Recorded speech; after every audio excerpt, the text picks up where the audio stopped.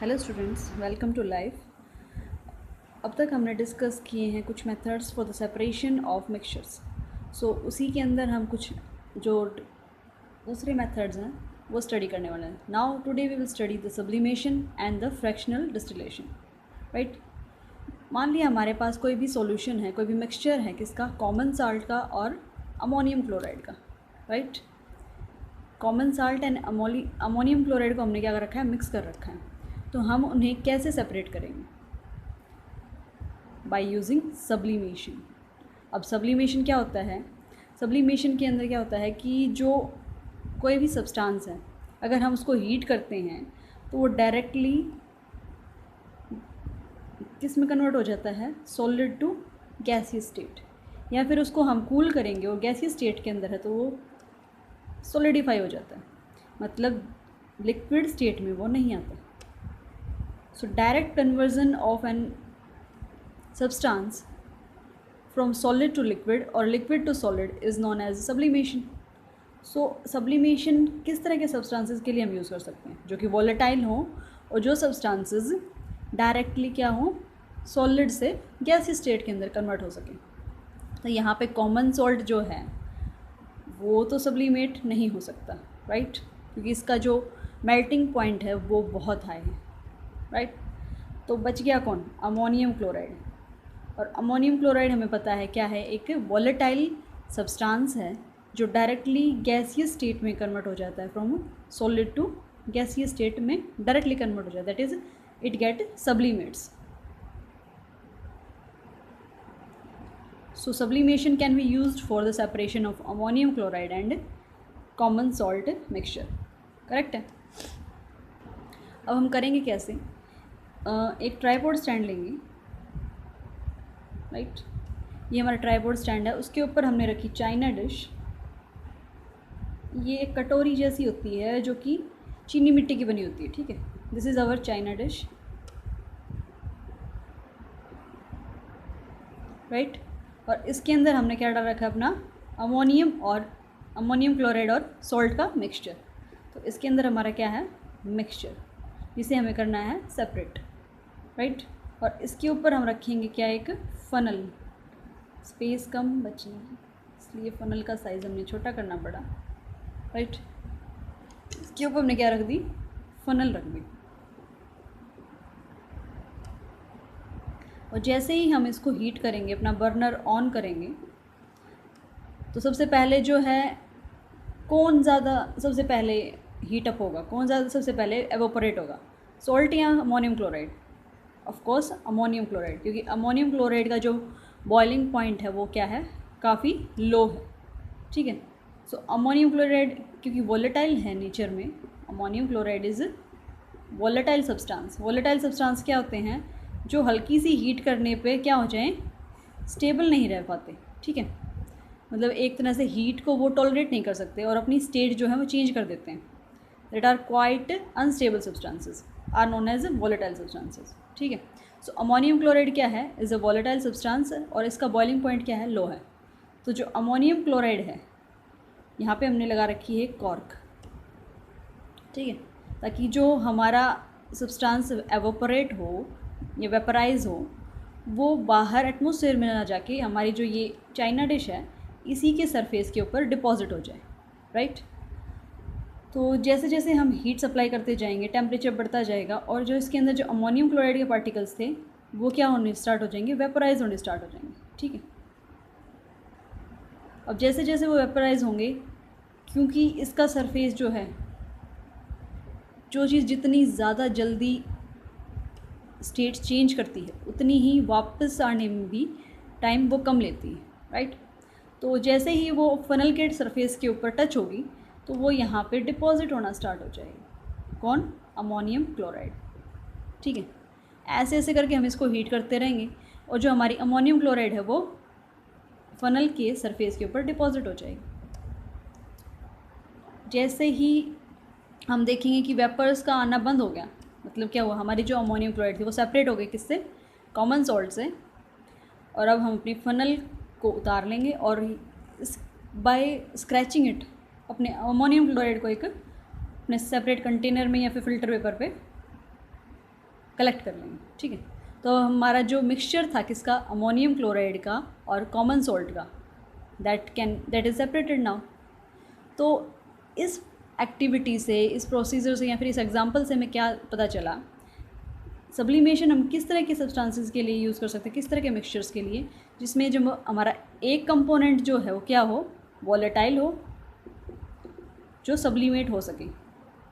अगर दोनों ही सब्लिमेट हो गए तो उस मिक्सचर को सेपरेट नहीं कर पाएंगे हम, राइट। दोनों ही फनल के अंदर डिपॉजिट हो गए, मतलब मिक्सचर तो वैसा का वैसा ही रहा। तो एक कंपोनेंट क्या है, वॉलेटाइल होना चाहिए, दूसरा जो है नॉन वॉलेटाइल होना चाहिए। So this method can be used for the separation of mixture of one component should be volatile and another component should be non-volatile, right? Now the next is our chromatography.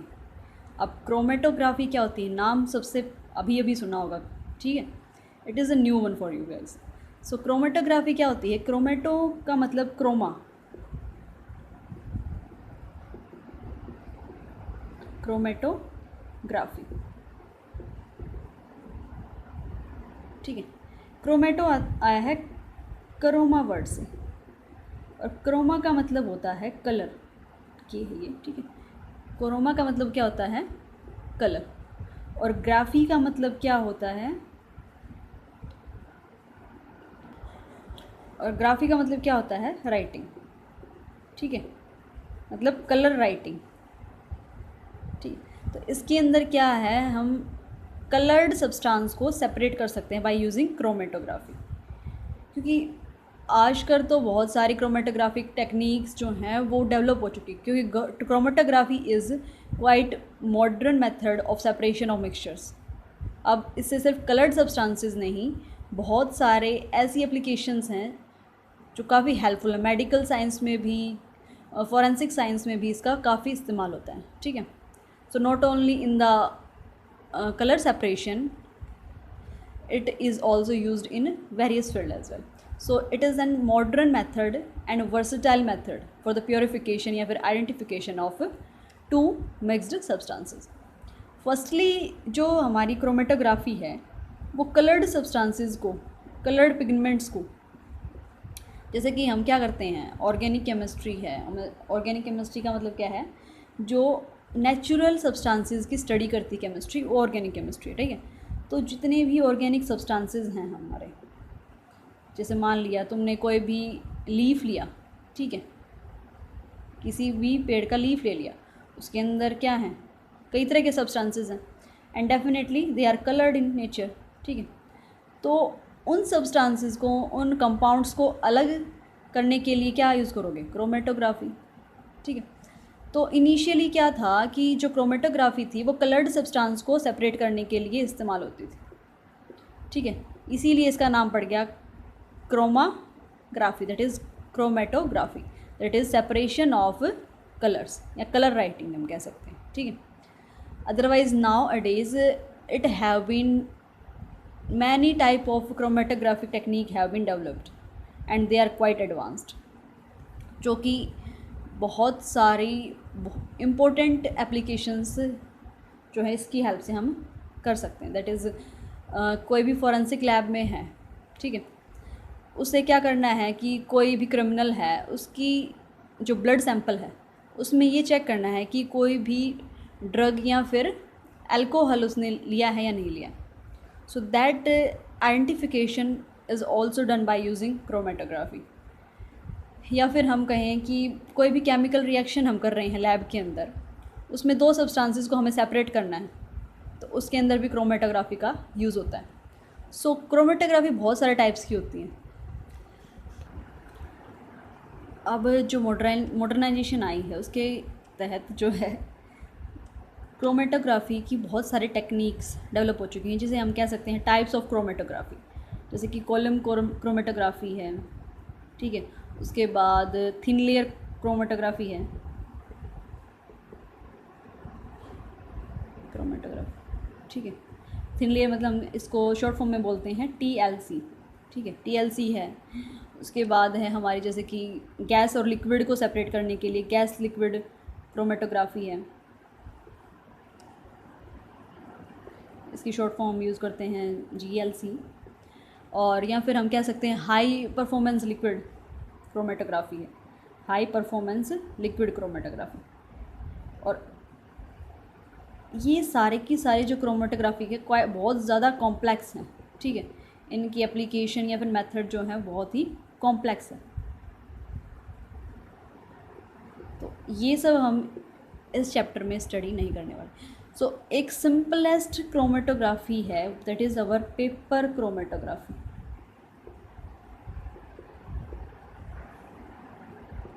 इससे आपको idea हो जाएगा कि chromatography किस principal पे काम करती है और कैसे काम होता है, ठीक है, मतलब दो सब्सटेंसेस को वो कैसे सेपरेट करती है।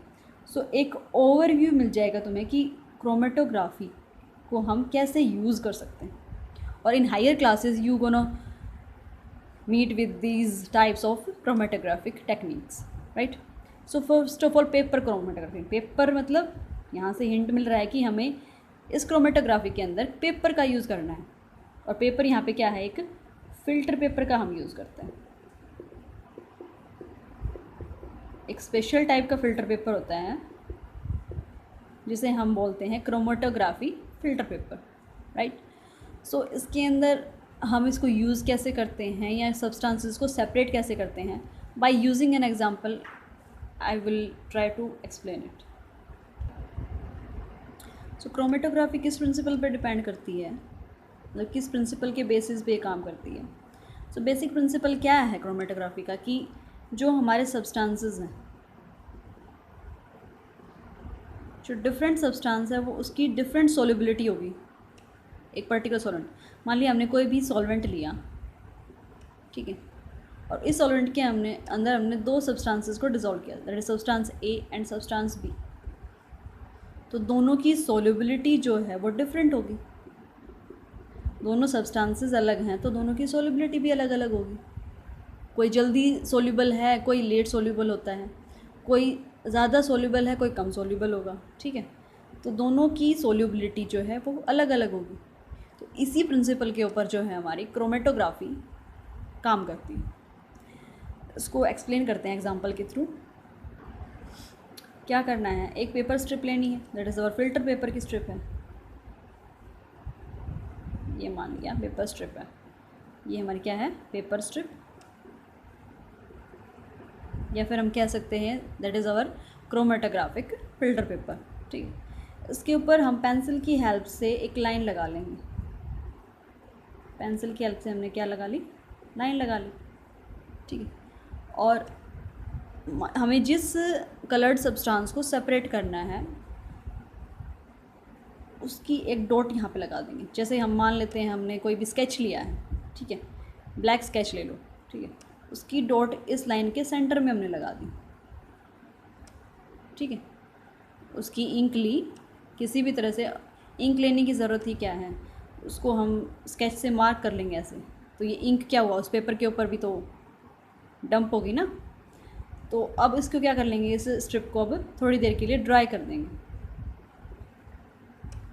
क्या किया है हमने अब तक, एक पेपर स्ट्रिप ली, ये हमारी पेपर स्ट्रिप क्या है, क्रोमेटोग्राफिक स्ट्रिप है, ठीक है। तो इस पेपर स्ट्रिप के ऊपर हमने पेंसिल से लाइन लगाई किसी भी लेवल पे, और उस लाइन के सेंटर में हमने क्या किया है, इंक से एक डॉट लगाया, दैट इज़ मार्क किया, और अब इस स्ट्रिप को हमने ड्राई कर लिया। अब क्या करना है, इस स्ट्रिप को हम डालेंगे एक ग्लास जार के अंदर।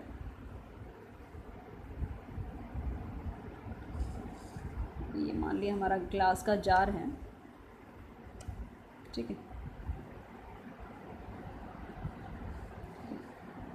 ये हमारा ग्लास का कोई जार है। ग्लास जार इसलिए लिया है कि हमें बाहर से अलग से जो भी हो रहा है इसके अंदर, इस जार के अंदर, वो हमें क्लियरली दिखाई दे, क्लियरली विजिबल हो, ठीक है। अब यहाँ तक जहाँ तक इसका लेवल है, पेपर स्ट्रिप के ऊपर हमने जो लेवल मार्क किया था उससे नीचे नीचे हमने क्या करना है, वाटर फिल करना है इस जार के अंदर। So water level should be below this marked line, ठीक है। अब पेपर तुम देखते हो, ठीक है, अगर किसी पेपर को तुम पानी के अंदर डिप कर दो या फिर कपड़े को अंदर, कॉटन क्लॉथ स्पेशली, डिप करते हैं तो क्या होता है, कुछ टाइम के बाद जो पोर्शन हमने डिप कर रखा था ना, ठीक है, वो तो गीला होता ही है, लेकिन ऊपर तक जो है मॉइस्चर पहुंच जाती है, इज़न्ट इट। तो यही इस पेपर स्ट्रिप के साथ होगा। कुछ टाइम के बाद तुम इसे अगर छोड़ दोगे ऐसे ही, तो जो पानी का लेवल है यहाँ तक तुम्हें मिल जाएगा, अप एंड अप, मतलब ऊपर तक फ्लो करेगा पानी, वाटर जो है ऊपर तक, जो तुम्हें ये पेपर स्ट्रिप है वो गीली दिखाई देगी। और उस जैसे जैसे वाटर लेवल बढ़ रहा है पेपर स्ट्रिप के अंदर, वैसे वैसे ये मार्क जो है वो भी बढ़ रहा है। और कुछ टाइम के जैसे ही पेपर स्ट्रिप के एंड तक तुम पहुंच जाओगे, तुम्हें 2 सेपरेट मार्क्स दिखाई देंगे। 1 मिनट, तो तुम्हें उस स्ट्रिप के ऊपर 2 सेपरेट मार्क्स दिखाई देंगे, ठीक है। और दोनों जो मार्क्स हैं उनका कलर जो है वो डिफरेंट होगा। सो डिफरेंट कलर के 2 डॉट जो है वो दिखाई देंगे।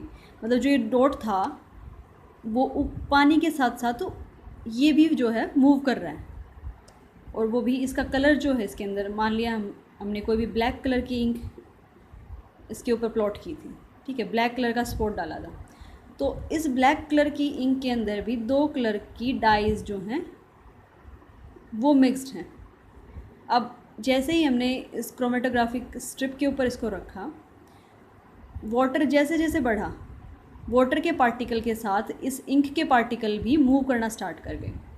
और क्योंकि दोनों डाइज़ की सोल्यूबिलिटी वाटर के अंदर अलग अलग है, तो जो ज़्यादा सोल्यूबल था, जो डाई या फिर जो कलर ज़्यादा सोल्यूबल था, वो ज़्यादा स्पीड से फ़्लो करेगा। तो जो ऊपर वाला जो डॉट है, ये वाला, ये क्या है, जो मोर सोल्यूबल सब्सटेंस है, जो मोर सोल्यूबल डाई है वो सबसे ऊपर मिलेगी, और जो लेस सोल्यूबल डाई है वो नीचे मिलेगी, ठीक है। तो इस तरह से तुम्हारी जो इंक थी उसके अंदर कौन कौन से कलर प्रेजेंट हैं उनको हम जो है सेपरेट कर सकते हैं। तो डिफरेंट कलर के स्पॉट्स जो हैं हमें उस स्ट्रिप के ऊपर मिलेंगे, और in this way we can separate the 2 coloured substance mixed in a single substance. या फिर हम कह सकते हैं इस डाई के अंदर से हमने 2 जो डाइज मिक्स कर रखी थी उनको हमने सेपरेट कर लिया, राइट। अब इस स्ट्रिप को क्या कर लेंगे, हम ड्राई कर लेंगे। सेपरेट तो हो गए हमारे कलर्स। अब इन कलर्स को सेपरेट तो कर लिया, लेकिन हमने क्या करना है, इनको ड्राई करना, ताकि प्रॉपरली इनके कलर्स जो हैं हमें विजिबल हो कि एक्चुअल में कौन कौन से कलर से ये बनी हुई थी, ठीक है। और सेकेंडली जो जैसे कि ऐसा सा कुछ हमें फॉर्मेट मिलेगा, ठीक है, यहाँ पे वो लाइन थी, यहाँ पे एक्चुअल कलर है, ये कलर जो है फेड हो गया होगा, और एक डॉट यहाँ पे मिलेगा और एक यहाँ पे, मतलब कुछ डिस्टेंस के ऊपर, दैट सम हाइट।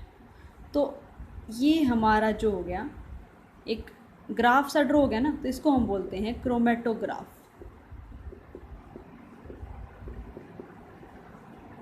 ग्राफ पे हम क्या करते हैं, ग्राफ पेपर पे जो 2 चीज़ें होती हैं, 2 वैल्यूज़ होती हैं, जैसे कि पॉपुलेशन,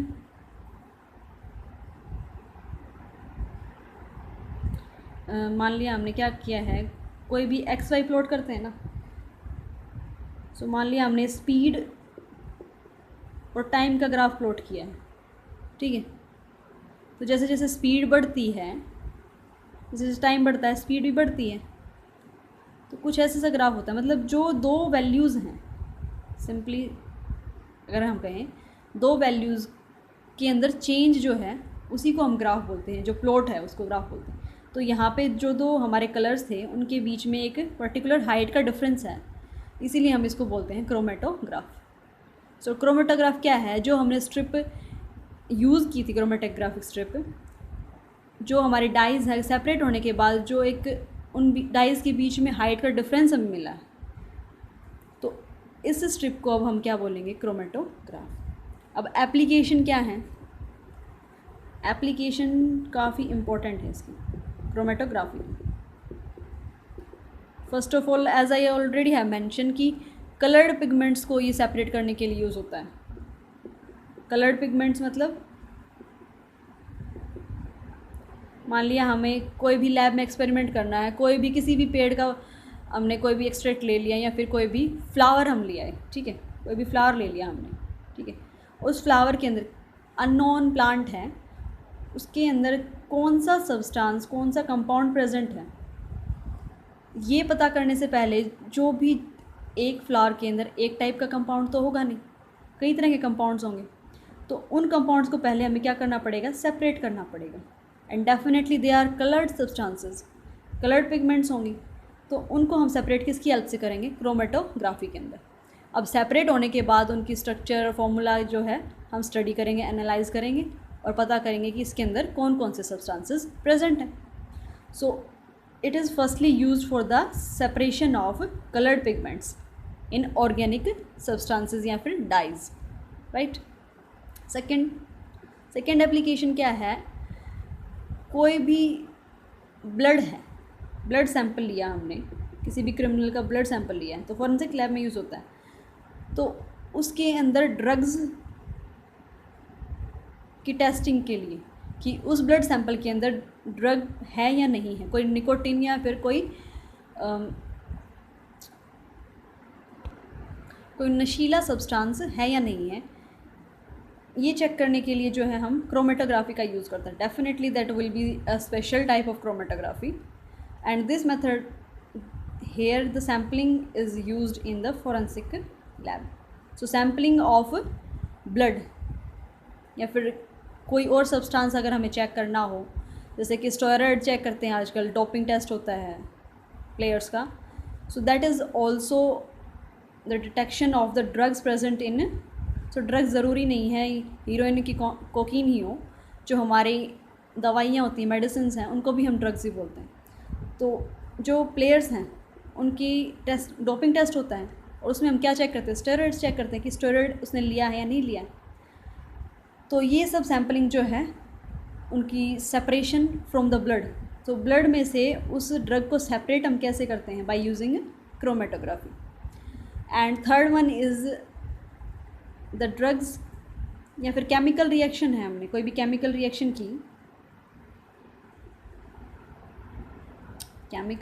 की, उसके अंदर हमने दो सब्सटेंसेस बना ली, कोई भी रिएक्शन हुई उसके अंदर हमने कुछ भी प्रोडक्ट बने हैं और दो प्रोडक्ट बने हैं, ठीक है। सो उन दोनों प्रोडक्ट्स को सेपरेट करने के लिए जो है हम क्रोमेटोग्राफी का यूज़ करते हैं। देखो भाई, रिएक्शन कराएंगे, मान लिया हमने किसी भी कॉनिकल फ्लास्क में, ये कॉनिकल फ्लास्क है, ठीक है, कॉनिकल फ्लास्क के अंदर रिएक्शन कराई, तो दोनों के दोनों प्रोडक्ट इसके अंदर ही प्रेजेंट होंगे, तो उनको सेपरेट करने के लिए भी कुछ स्पेशल टाइप के, हर एक प्रोडक्ट को हम क्रोमेटोग्राफी की हेल्प से जो है सेपरेट नहीं कर सकते, लेकिन कुछ स्पेशल टाइप्स में जो है हम प्रोडक्ट्स को क्रोमेटोग्राफी की हेल्प से सेपरेट कर सकते हैं। So it can be used for the separation of products in a particular chemical reaction. And third one it was, and fourth is कोई भी प्रोटीन है, ठीक है। अब प्रोटीन्स के अंदर, प्रोटीन बनने किससे होते हैं, अमीनो एसिड्स, बस आप ये समझ लो कि प्रोटीन्स जो हैं वो अमीनो एसिड से मिलके बने होते हैं। तो कोई भी प्रोटीन, ये कौन सा प्रोटीन है या फिर स्ट्रक्चर जो है वो उसकी अमीनो एसिड के ऊपर ही डिपेंड करती है, ठीक है। तो कौन सा अमीनो एसिड प्रेजेंट है, तो उसको सेपरेट करने के लिए भी from the protein chromatography is used. So बहुत सारी एप्लीकेशन है, they are quite important for the research level as well. So chromatography is quite important, as we have seen that its application are quite versatile in nature. So chromatography is quite important method for the separation of mixtures. Now the third one is the distillation method. Distillation जो है, distillation method is also used for the separation of two different mixtures. लेकिन condition क्या है, जैसे कि हमने first जो use किया था मेथड, सेपरेटिंग फनल का इस्तेमाल करके किया था। सेपरेटिंग फनल में क्या किया था, दो इमिसिबल लिक्विड्स लिए थे, मतलब जो लिक्विड्स एक दूसरे के अंदर मिक्स नहीं हो पा रहे थे। सो इमिसिबल लिक्विड्स हमने सेपरेट किए थे by using separating funnel. But distillation method में क्या है, जो मिसिबल लिक्विड्स हैं, जैसे कि अगर तुम पानी के अंदर अल्कोहल को, वाटर और अल्कोहल को मिक्स करो, this is miscible in return. या फिर क्लोरोफॉर्म जो है, क्लोरोफॉर्म और बेंजीन को मिक्स करोगे तो ये भी एक दूसरे के अंदर प्रॉपरली मिक्स हो जाते हैं, that they are miscible liquids. ठीक है, सो मिसिबल लिक्विड्स को तो सेपरेटिंग फनल की हेल्प से हम सेपरेट नहीं कर सकते। So now the method comes is distillation method. So distillation method में क्या होता है, इसके अंदर हम क्या है, दो लिक्विड्स लेते हैं। डेफिनेटली किसी भी कंटेनर में हमने दो लिक्विड्स लिए। कंटेनर बहुत ही बुरा दिख रहा है, कोई बात नहीं। सो इसके अंदर हमने मिक्सचर लिया किन्हीं भी दो मिसिबल लिक्विड्स का। इसके अंदर दो कोई भी लिक्विड्स प्रेजेंट है। ठीक है, मान लिया बेंजीन या क्लोरोफॉर्म का मिक्सचर ले लिया हमने। ठीक है, तो क्या है इस डिस्टिलेशन मेथड में कि हम क्या करते हैं, इनको हम हीट करेंगे। ठीक है, डेफिनेटली दोनों सब्सटेंसेस का बॉइलिंग पॉइंट जो है वो डिफरेंट होना चाहिए। ठीक है, मतलब एक जो है वेपराइज पहले हो उसके बाद दूसरे वाला हो। ठीक है, तो it involves the conversion of liquids into vapours by heating followed by condensation. अब जैसे ही वेपर्स बनेंगे, पहले फर्स्ट वाला जो सब्सटेंस है जिसका बॉइलिंग पॉइंट कम है वो पहले जो है वेपराइज हो जाएगा। अब जैसे ही वो वेपराइज हुआ उसको हम क्या कर लेंगे, कंडेंस कर लेंगे। और कंडेंस का मतलब क्या होता है, मतलब उसको हम कूल डाउन कर देंगे। अब किसी भी वेपर को कूल करोगे तो वापस क्या है, वो लिक्विड में कन्वर्ट हो जाएगा। अब कंडेंस करने के बाद उसको हम क्या कर लेंगे, कलेक्ट कर लेंगे। तो ऐसे ही एक जो लिक्विड था वो सेपरेट हो गया। फिर इस दूसरे कंटेनर में, क्योंकि दोनों का बॉइलिंग पॉइंट डिफरेंट है, तो थर्मोमीटर की हेल्प से हम ये चेक कर सकते हैं कि भाई इसका बॉइलिंग पॉइंट जो है वो पहुंच चुका है। अब सेकंड वाले की बारी है। ठीक है, और इसी तरह से दूसरे को हम कंडेंस करेंगे और फिर दूसरे जो हमारा कंटेनर है उसके अंदर सेपरेट कर लेंगे। So distillation is basically the conversion of two liquids into vapours, heating followed by condensation of vapours.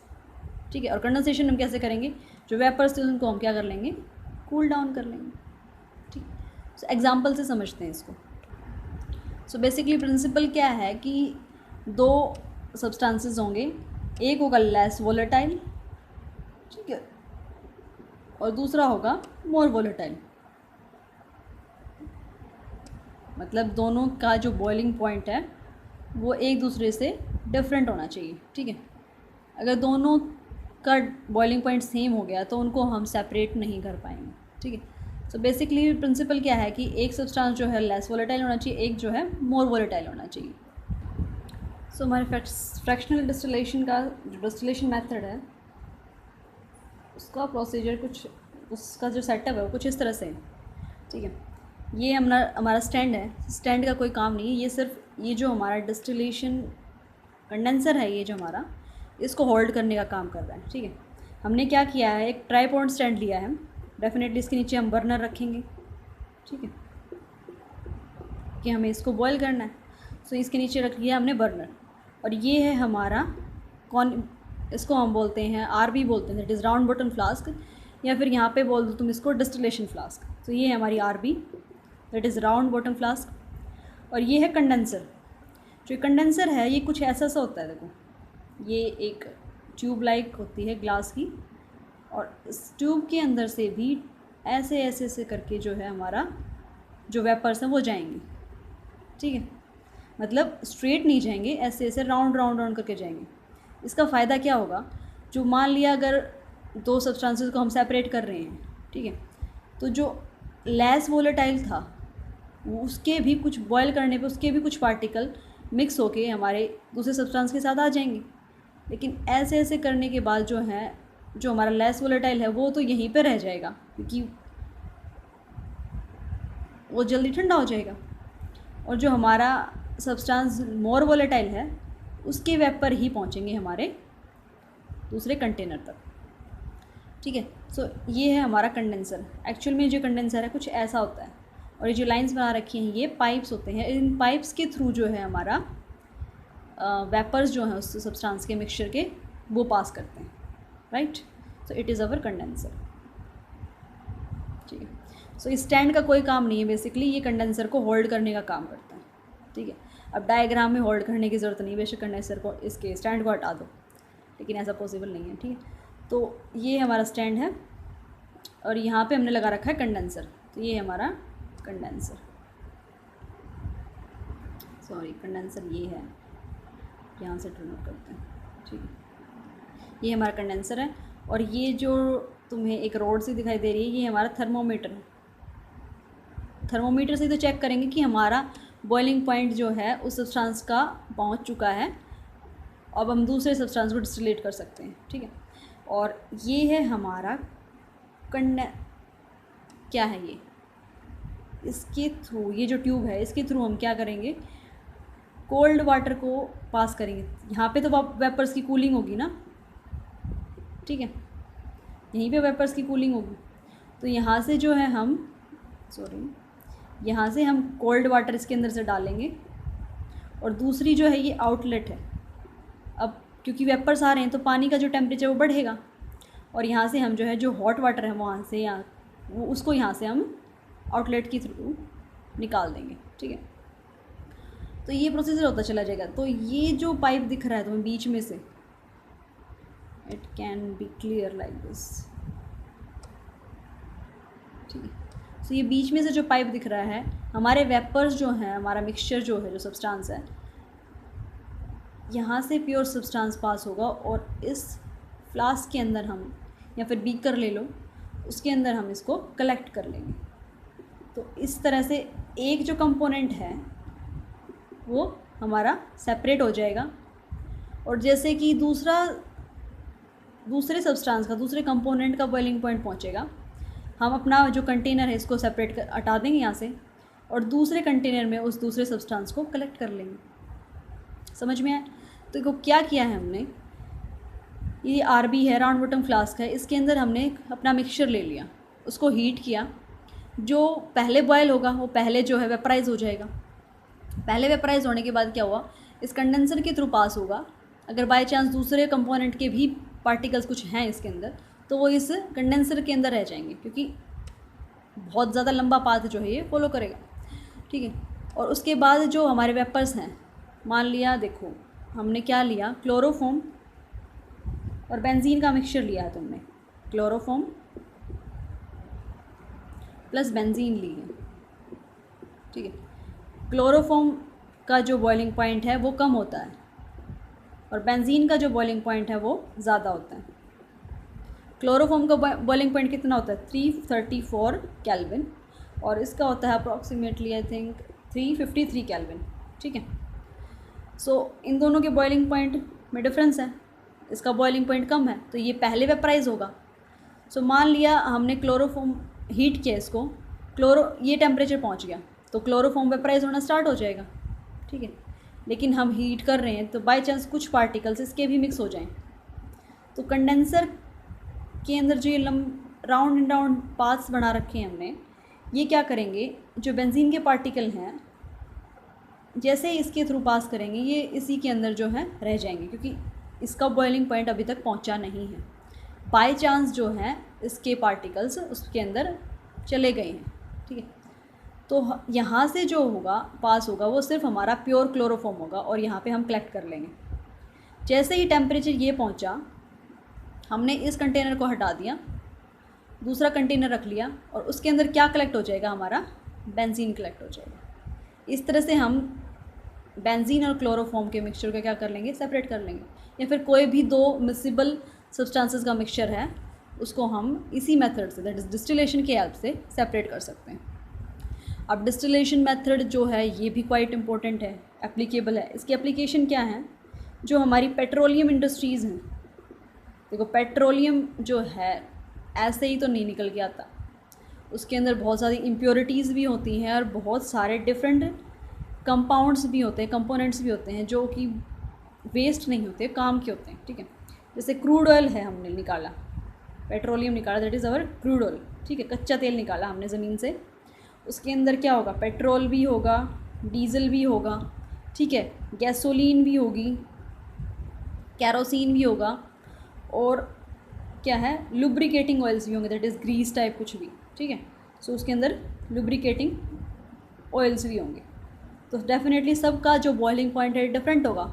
तो बाय डिस्टिलेशन हम इनको क्या है, सेपरेट कर सकते हैं।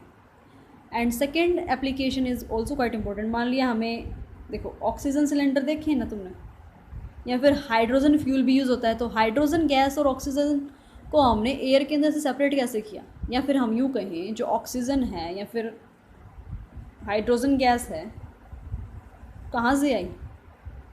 डेफिनेटली लैब्स में हम इनको सिंथेसाइज भी करते हैं, बनाते भी हैं, लेकिन एयर के अंदर जो डिफरेंट गैसेस हैं उनको भी हम डिस्टिलेशन की हेल्प से सेपरेट कर लेते हैं। एयर को क्या करेंगे, पहले लिक्विफाई करेंगे।